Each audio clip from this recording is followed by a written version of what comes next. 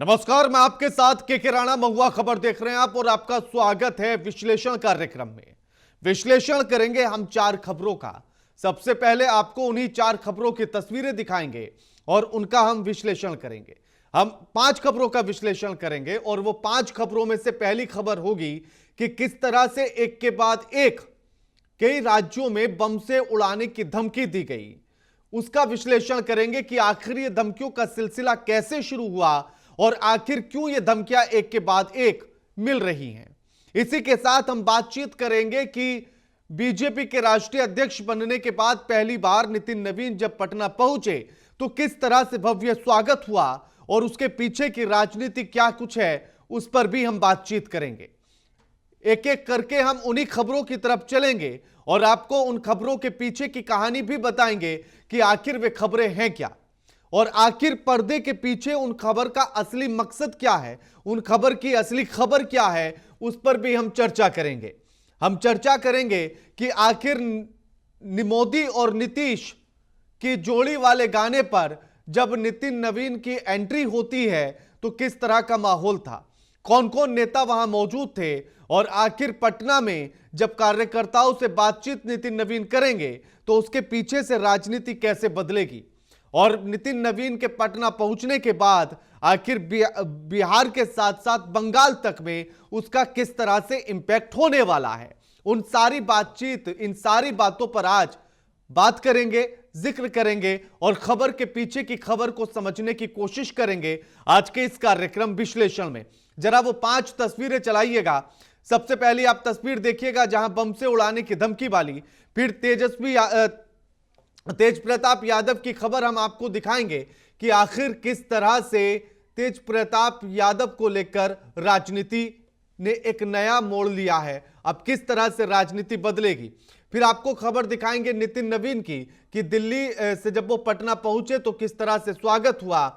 उसके बाद आप ये देखिएगा तस्वीर जिसमें तमाम राजनीतिक नेताओं के बयान एक के बाद एक आए हैं और किस तरह से जो है विपक्ष के जो नेता हैं और विपक्ष की जो महिला सांसद हैं उनको लेकर भी। और फिर एक तस्वीर आपको दिखाएंगे जब एक तस्वीर तो ये आप देखिएगा कि किस तरह से उत्तर प्रदेश के बजट को लेकर जो खबर सामने आई उसमें क्या कुछ मिलने वाला है। और फिर आपको दिखाएंगे बिहार की विधानसभा और विधान परिषद का हाल कि किस तरह से नीतीश कुमार के सामने ही राबड़ी देवी ने इस्तीफे की मांग कर ली है।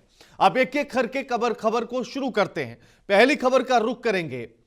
पहली खबर पर जरा आइए पीसीआर। एक ही दिन में 2 राज्यों में बम से उड़ाने की धमकी ने चारों तरफ दहशत का माहौल बना दिया। अब आपको बता दें कि राजधानी दिल्ली के कई स्कूलों को बम से उड़ाने की धमकी मिली है और यह धमकी कोई पहली बार नहीं है। अगर पिछले 2 महीनों का भी अगर आप रिकॉर्ड और डेटा उठाकर देखेंगे तो यह धमकियों का सिलसिला लगातार जारी है। इससे पहले जहां विमान उड़ाने की धमकी दी गई, फिर दिल्ली के कई स्कूलों को उड़ाने की धमकी दी गई, फिर से विमान उड़ाने की धमकी दी गई और अब फिर से धमकी दी गई है। दिल्ली फायर सर्विस यानी कि डीएफएस ने बताया कि राष्ट्रीय राजधानी के कम से कम 9 स्कूलों को बम से उड़ाने की धमकी वाले ईमेल मिले। आप सोचिएगा, दिल्ली में 9 स्कूलों को बम से उड़ाने की धमकी दी गई। इसके बाद बड़े पैमाने पर सुरक्षा कर्मियों को तैनात किया गया।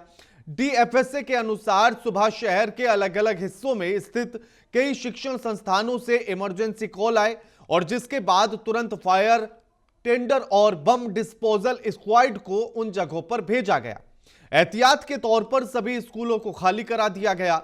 दिल्ली फायर सर्विस यानी कि डीएफएस के एक अधिकारी ने बताया कि आज कुल 9 स्कूलों को बम से उड़ाने की धमकी मिली। फायर सर्विस की टीमें तुरंत परिसर पहुंची, तलाशी अभियान शुरू किया गया। बम की धमकी से हड़कंप मचा। पुलिस की जांच में यह खबर झूठी निकली। अब बात भले से ही झूठी हो, लेकिन सवाल यह उठता है कि आखिर धमकी देने की साजिश के पीछे की मंशा क्या है। अफवाह भले से हो, लेकिन ईमेल तो आया, तो उसके पीछे की कहानी क्या है वो जरूरी है। और कहीं भी कोई संदिग्ध सामान नहीं मिला है, यह अच्छी बात रही, लेकिन लोगों में अब भी दहशत का माहौल बना हुआ है। इधर आप ये देखिएगा किन किन स्कूलों को धमकी दी गई। लोरेटो कॉन्वेंट स्कूल को धमकी दी गई। उसके बाद नेक्स्ट दिल्ली कैंट में स्कूल को धमकी दी गई, या हम आपको वो 9 स्कूल दिखा रहे हैं कि आखिर किन किन स्कूलों को धमकी दी गई है। कैम्ब्रिज स्कूल को धमकी दी गई, बात अलग है कि ये जो खबर थी वो अफवाह निकली, लेकिन उसके बाद भी सवाल जारी है। श्रीनिवासपुरी में स्कूल को धमकी दी गई, बम से उड़ाने की धमकी। आप सोचिएगा, रोहिणी में वेंकटेश्वर स्कूल को बम से उड़ाने की धमकी दी गई। अब सोचिए कि इस स्कूल में जिनके मासूम बच्चे होंगे उन पर क्या गुजरी होगी। कैम्ब्रिज स्कूल, उन माता पिता पर क्या गुजरी होगी। द इंडियन स्कूल, ये दिल्ली के वो 9 स्कूल हैं जहां बम से उड़ाने की धमकी दी गई। लेकिन अब इसी के साथ दिल्ली पुलिस धमकी भरे ईमेल की जांच पड़ताल कर रही है, जो सवाल हम उठा रहे हैं। तब तक पटना सिविल कोर्ट को भी बम से उड़ाने की धमकी मिल गई। आप सोचिएगा कि पहले दिल्ली में बम से उड़ाने की धमकी मिलती है, इतने दिल्ली की जांच पड़ताल होती है और पता लगता है कि खबर अफवाह है, तब तक बात पटना से सामने आ जाती है और पटना में सिविल कोर्ट को बम से उड़ाने की धमकी दी जाती है। यह भी कोई पहला मामला नहीं है। राजस्थान कोर्ट को बम से उड़ाने की धमकी अभी कुछ दिन पहले मिली थी। इसी तरह से पटना में 1-2 बार पहले भी अभी हाल ही के महीनों में बम से उड़ाने की धमकी मिली। अब आपको बता दें कि सिविल कोर्ट पटना और जिला बार एसोसिएशन के नाम मेल पर लेटर भेजा गया, जिसमें लिखा गया कि जज के चैम्बर और वॉशरूम में 4 RDX रखे हैं, रिमोट से ब्लास्ट करेंगे। धमकी मिलने के बाद कोर्ट परिसर को खाली कराया गया। वकील और जज अपने चैम्बर से बाहर निकल गए। इसके साथ ही बिहार के सभी कोर्ट की सुरक्षा बढ़ा दी गई। पटना के पीर बहोर थाने की पुलिस कोर्ट परिसर में छानबीन कर रही थी। फिलहाल कोर्ट को बंद कर दिया गया और किसी को भी अंदर जाने की अनुमति नहीं है। कैदी, गवाह सभी को वापस लौटा दिया गया है। अब इसी के साथ जो तस्वीरें अब पटना की आपको हम दिखा रहे हैं, और पटना में आप सोचिएगा कि दिल्ली का मामला हम सुलटाते हैं, तब तक पटना से वही खबर निकलकर सामने आ जाती है। तो सवाल जांच एजेंसियों के साथ साथ तमाम प्रशासन पर यह उठेगा कि आखिर ये धमकी देने वाले लोग कौन हैं, क्योंकि ये आज से सिलसिला शुरू नहीं हुआ। पिछले 2-3 महीने से हम देख रहे हैं कि लगातार धमकी देने की खबरें सामने आ रही हैं। क्या उनमें से आज तक किसी भी आरोपी को पकड़ा गया? ये ईमेल करने वाला जो भी व्यक्ति है, क्या उसकी गिरफ्तारी हुई, या सिर्फ खबर अफवाह हो जाने के बाद या झूठी निकल जाने के बाद रफा दफा करके छोड़ दिया जाता है? और धमकियों का यह सिलसिला ऐसे ही चलता रहता है। किसी दिन मान लीजिए कि इस तरह की घटना घट जाए कि धमकी भरी स्थिति इसी तरह से सामने आए और हम उसको अफवाह या झूठी खबर मानकर बैठ जाएं और वो सच हो जाए, तो क्या होगा फिर? चाहे घटना स्कूल में घटे या किसी कोर्ट में। तो ये सवाल इसीलिए है कि आखिर जो पिछले कई दिनों से, पिछले कई महीनों से जो धमकियों भरे ईमेल और लेटर आ रहे हैं, उनमें क्या आज तक किसी की भी गिरफ्तारी हुई? क्या किसी भी संदिग्ध की पहचान हुई कि आखिर वो मेल या वो लेटर कहां से चलकर आते हैं? और ये सवाल जरूरी है, लाजमी है। अगली खबर की तरफ चलेंगे। खबर नंबर 2 पर चलेंगे। जनशक्ति जनता दल के संस्थापक तेज प्रताप यादव ने बड़ा राजनीतिक खुलासा किया है। तेज प्रताप यादव ने साजिश रचने का आरोप लगाते हुए 5 लोगों को जयचंद बताया। आरजेडी में जयचंद होने की बात का जिक्र वो पहले से लगातार करते आ रहे हैं। वो तब से करते आ रहे हैं जब से उन्हें पार्टी से बाहर का रास्ता दिखाया गया, और अब फिर से उन्होंने 5 लोगों का नाम लेते हुए जयचंद कहा है, जिसमें मुकेश रोशन, संजय यादव, रमीज सुनील सिंह और शक्ति सिंह का नाम शामिल है। इन 5 लोगों को तेज प्रताप यादव ने कहा कि ये आरजेडी के जयचंद है। उन्होंने कहा कि जनता के बीच रहने के कारण उन्हें फंसाने की साजिश रची जा रही है। तेज प्रताप ने कहा कि उनके घर दही चूड़े का भोज हुआ, जिसमें पिता लालू प्रसाद यादव आशीर्वाद देने आए थे, लेकिन यह बात कुछ लोगों को पच नहीं पा रही है। उन्होंने आकाश नाम के युवक और अनुष्का से जुड़े सवाल भी उठाए। तेज प्रताप ने चेतावनी दी कि बदनाम करने वालों के खिलाफ वे सुप्रीम कोर्ट जाएंगे और प्रधानमंत्री नरेंद्र मोदी से भी मुलाकात करेंगे। अब इस बयान से बिहार की राजनीति में हलचल तेज हो गई, और तेज होना लाजमी भी था, क्योंकि तेज प्रताप यादव अपने ही परिवार पर या अपने ही परिवार की पार्टी पर आरोप लगा रहे थे, उस पार्टी के बड़े नेताओं पर आरोप लगा रहे थे, और साथ ही सुप्रीम कोर्ट जाने की धमकी और साथ ही प्रधानमंत्री नरेंद्र मोदी से मुलाकात की बात भी वो कह रहे थे। तो राजनीति का तेज होना जरूरी है। लेकिन अब आपको सुनवाते हैं कि तेज प्रताप यादव ने और क्या कुछ कहा, सुनिए। ये हमारा क्लियर स्टैंड है कि किस तरीके के साथ हमारे साथ क्या व्यवहार हुआ।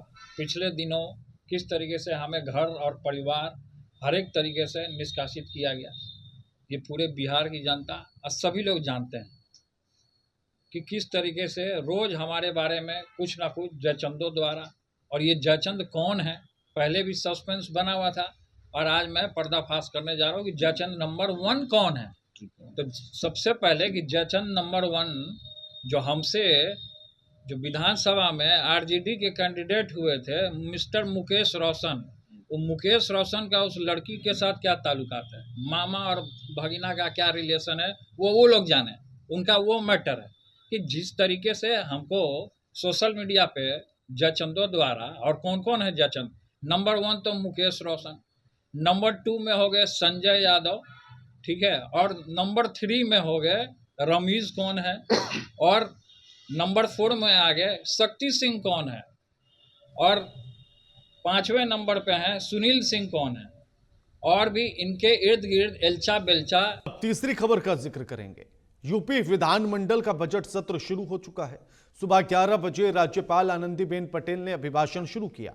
राज्यपाल के अभिभाषण के दौरान विपक्ष का वेल में आना कोई नई बात नहीं है, लेकिन इस बार महंगाई, बेरोजगारी, एसआईआर और यूजीसी जैसे राज्य स्तर के मुद्दे उठकर सपा ने यह संकेत दिया कि वह सरकार को सिर्फ कानून व्यवस्था तक सीमित नहीं रखेगी और वहीं तक बहस में नहीं बांधेगी। राज्यपाल आनंदीबेन पटेल ने जैसे ही विधानसभा में अपना अभिभाषण शुरू किया, वैसे ही सपा विधायकों ने गो बैक के नारे लगाने शुरू कर दिए। इसके बाद राज्यपाल आनंदीबेन पटेल का यह कहना, शांत हो जाइए वरना गला बैठ जाएगा, खुद में यह दिखाता है कि हंगामा किस स्तर तक पहुंच गया था। 84 वर्ष की उम्र में 30 मिनट का भाषण पूरा करना सरकार के लिए एक संदेशनात्मक उपलब्धि की तरह भी पेश किया जा रहा है। पल्लवी पटेल का प्रदर्शन से अलग रहना राजनीतिक रूप से अहम है। यह सपा के अंदर मतभेद के संकेत भी हो सकते हैं या फिर जानबूझकर दूरी बनाकर अपनी अलग पहचान बनाए रखने की रणनीति। आने वाले समय में यह देखना दिलचस्प होगा कि वह सत्र की बहसों में कितना मुखर रहती हैं। आशुतोष सिन्हा का साइकिल से आना और उन पर अहिल्याबाई की तस्वीर लगाकर एक सांस्कृतिक राजनीतिक प्रतीकात्मकता है। बीजेपी की धार्मिक विरासत संरक्षण की राजनीति के जवाब में सपा का यह संदेश देना चाहती है कि मंदिर तोड़े जा रहे हैं। विरासत की आड़ में विकास का दावा खोखला है। यह सीधे सीधे वाराणसी और योगी सरकार की छवि पर हमला है। सीएम योगी का बयान पूरी तरह से संवैधानिक मर्यादा और अनुशासन की भाषा में है। यह सरकार की उस रणनीति को दिखाता है जिसमें विपक्ष को बाधा डालने वाला और सरकार को संवाद के लिए तैयार दिखाया जा रहा है। यह बयान जनता से ज्यादा रिकॉर्ड के लिए होता है। डिप्टी सीएम का कहना है कि सपा के पास कोई मुद्दा नहीं, एक रूटीन राजनीतिक जवाब है, लेकिन अखिलेश यादव का हमला ज्यादा धारदार है। बुलेट ट्रेन का मुद्दा, गोरखपुर बनाम मेट्रो, दिल्ली बनाम यूपी नेतृत्व, यह सवाल विकास के विजन बनाम जमीनी हकीकत पर है। अखिलेश यहां ये नैरेटिव बना रहे हैं कि यूपी से प्रधानमंत्री तो बने, लेकिन यूपी को बदले में क्या मिला। बजट सत्र से पहले ही राजनीतिक तापमान हाई है। सपा सड़क सदन दोनों मोर्चों पर सक्रिय है। बीजेपी अनुशासन और विकास के नैरेटिव को बचाने में लगी है, लेकिन असली बहस विकास के दावों और जमीनी सुविधाओं पर शिफ्ट हो रही है।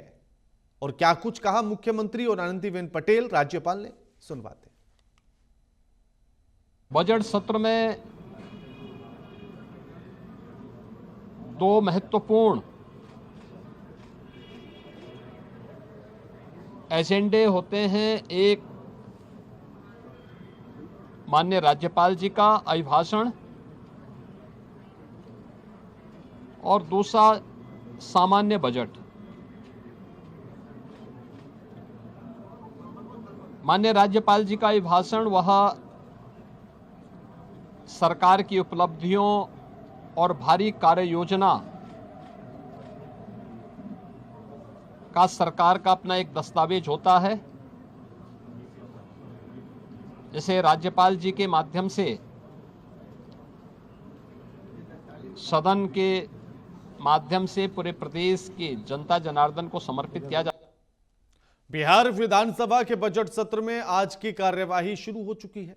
कानून व्यवस्था को लेकर विपक्ष का हंगामा आज भी देखने के लिए मिल रहा है। बिहार में बढ़ते अपराध को लेकर विपक्ष लगातार सरकार को घेरता रहा है। बजट सत्र जैसे अहम मौकों पर इसी मुद्दे को उठाना यह बताता है कि विपक्ष इसे जनभावना से जुड़ा बड़ा मुद्दा मान रहा है। पोस्टर, नारेबाजी और पोर्टिको में प्रदर्शन ये संकेत देते हैं कि विपक्ष सदन के भीतर से ज्यादा सार्वजनिक संदेश पर फोकस कर रहा है। सीएम नीतीश कुमार से इस्तीफे की मांग अपेक्षित थी, लेकिन डिप्टी सीएम सम्राट चौधरी को भी कटघरे में खड़ा करना राजनीतिक रूप से अहम। इसका मतलब सीधा है कि विपक्ष सरकार को पूरी तरह फेल घोषित करने की कोशिश में है। बजट सत्र आमतौर पर आर्थिक नीतियों और विकास पर चर्चा का मंच होता है, लेकिन विपक्ष का हंगामा यह दिखाता है कि सरकार के विकास दावों को अपराध के आंकड़ों से काउंटर किया जा रहा है। यह हंगामा सिर्फ सदन की कार्यवाही बाधित करने का मामला नहीं, बल्कि जनता के बीच यह धारणा बनाने की लड़ाई है कि बिहार में सरकार अपराध रोकने में नाकाम है। अगर सरकार ठोस जवाब और आंकड़ों के साथ पलटवार नहीं करती तो यह नैरेटिव और मजबूत हो सकता है। विपक्ष ने कानून व्यवस्था को बजट सत्र का केंद्रीय मुद्दा बना दिया। आने वाले दिनों में सदन के अंदर बहस कम, बाहर सियासी शोर ज्यादा रहने के आसार हैं। भारतीय जनता पार्टी के नवनियुक्त राष्ट्रीय अध्यक्ष नितिन नवीन आज अपने शहर पटना पहुंचे। इस दौरान एयरपोर्ट पर डिप्टी सीएम सम्राट चौधरी, बिहार बीजेपी अध्यक्ष संजय सरावगी समेत कई नेताओं ने भव्य स्वागत किया। राष्ट्रीय अध्यक्ष बनने के बाद यह उनका पहला बिहार का दौरा है, इसलिए पार्टी कार्यकर्ता और नेताओं में जबरदस्त उत्साह देखने के लिए मिला है। नितिन नवीन बंगाल विधानसभा चुनाव का शंखनाद कर सकते हैं। पटना के बांकीपुर से विधायक नितिन नवीन के राष्ट्रीय अध्यक्ष बनने और बिहार बीजेपी ऐतिहासिक उपलब्धि के रूप में देख रही है। इसी कड़ी में उनके स्वागत को भव्य और यादगार बनाने के लिए पार्टी स्तर पर व्यापक तैयारियां की गई। नितिन नवीन के बिहार दौरे को लेकर बीजेपी नेताओं ने क्या कुछ कहा, सुनवाते हैं आपको। खुशनुमा दिन है कि बिहार का ही बेटा, बिहार का लाल और 45 वर्ष का युवा, जो भारतीय जनता पार्टी दुनिया की सबसे बड़ी राजनीतिक दल है, उसके राष्ट्रीय अध्यक्ष के रूप में आ रहे हैं। पूरा पटना सज धज कर तैयार है उनके स्वागत के लिए और आज उनको बापू सभागार में उनका पूरा पटना सज चुका है। और सबसे बड़ी बात है कि भारतीय जनता पार्टी के कार्यकर्ता उत्साहित होकर उनके आगमन की खुशियां तो मना ही रहा है, स्वागत की तैयारी भी कर रहा है, लेकिन आम जनता उनके आगमन पर उत्साहित है और उनके स्वागत की तैयारी कर रही है। हमारे माननीय राष्ट्रीय अध्यक्ष आदरणीय नितिन नवीन जी युवा हैं और युवाओं में एक विश्वास भारतीय जनता पार्टी के प्रति पहले भी, क्योंकि माननीय प्रधानमंत्री श्री नरेंद्र मोदी जी के विकसित भारत के 4 स्तंभ में युवा भी है और युवाओं के लिए बहुत सारी नीतियां बनाकर करोड़ों युवाओं को रोजगार देने का काम मोदी सरकार की है। बिल्कुल, उनका राष्ट्रीय अध्यक्ष बनने के बाद पहली बार बिहार की धरती पर उनका आगमन हो रहा है। ये उनकी जन्मभूमि भी है, उनकी कर्मभूमि भी है और इससे एनडीए के जितने भी कार्यकर्ता हैं उनमें उत्साह, जोश, उमंग आया है। तो हम उम्मीद करते हैं कि इसी जोश, उत्साह, उमंग को लेकर के वो वापस दिल्ली जाएंगे और जिस तरीके से वो अभी तक कर्मठ कार्यकर्ता जैसे काम करते आए, अपने संगठन को मजबूत करने का काम करेंगे। देखिए, इस देश का ये दुर्भाग्य है कि हमारे पास एक ऐसा विपक्ष है जो देश के मुद्दों को लेकर के गंभीर है ही नहीं। भारत रत्न जननायक कर्पूरी ठाकुर हमेशा कहते थे कि जो सदन का समय होता है वो देश का समय होता है। इसमें देश के हित के मुद्दों पे चर्चा करनी चाहिए। इस पे आप कठोर से कठोर आलोचना भी कर सकते हैं, मर्यादा में रह के कड़ी निंदा कर सकते हैं, आप शब्द की गरिमा बना करके सदन की गरिमा बना करके, पर वो ये चाहते नहीं है। वो चाहते हैं कि स्थगित हो जाए और वो कोई चर्चा ही नहीं हो। तो ऐसे तो फर्स्ट टाइम एमपी सबसे ज्यादा सफर करते हैं। भारतीय जनता पार्टी के स्थापना काल के 45 वर्षों का जो ये इतिहास है, ऐसा पहली बार हुआ है कि बिहार के किसी बीजेपी लीडर को पूरे देश की अगुवाई का अवसर मिला है। और दूसरी तरफ ये हमारे लिए और बेहद प्रसन्नता का विषय है कि विधानसभा के वो सदस्य हैं, सदन की कार्यवाही में हिस्सा लेंगे बतौर मंत्री और विधायक। उन्होंने बिहार में काफी बड़ी निष्ठा के साथ इस धरती की सेवा की है। हम सबों की शुभकामनाएं हैं।